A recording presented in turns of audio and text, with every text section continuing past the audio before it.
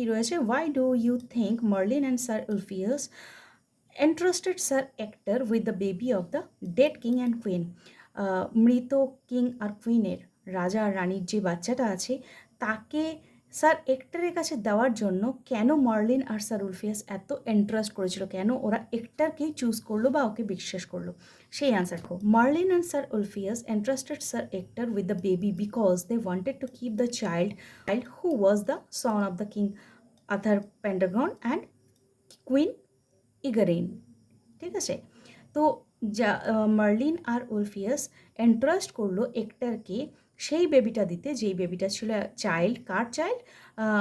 King যে ছিল Arthur পেন্ডাগন আর queen ইগ্রেইন, কারণ তাকে তারা safe and hidden from danger রাখতে চেয়েছিল, তাকে তারা সেফ রাখতে চেয়েছিল আর ডেঞ্জারের থেকে বাইরে রাখতে চেয়েছিল। They believed sir Ector would raise the baby in happiness, safety and away from the rival barons who might harm them. তারা বিশ্বাস করতো যে স্যার এক্টার তাকে কি করবে, খুব ভালোভাবে মানুষ করবে, হ্যাপিনেসে মানুষ করবে, সেফটিতে মানুষ করবে, তাকে পর্যাপ্ত পরিমাণে সেফটি দেবে, আর রাইভাল যে শত্রু যে আছে ব্যারনগুলো তাদের থেকে দূরে রাখবে, যারা তাকে কিন্তু হার্ম করতে পারে বা মেরে ফেলতে পারে।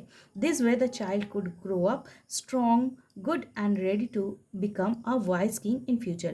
এইভাবে বাচ্চাটা কী হবে, ভালোভাবে মানুষ হয়ে যাবে আর পরবর্তীতে সে ফিউচারে একটা ভালো কিং হিসাবে, ওয়াইজ কিং হিসাবে তৈরি হবে, জ্ঞানী কিং হিসাবে তৈরি হবে। ওকে।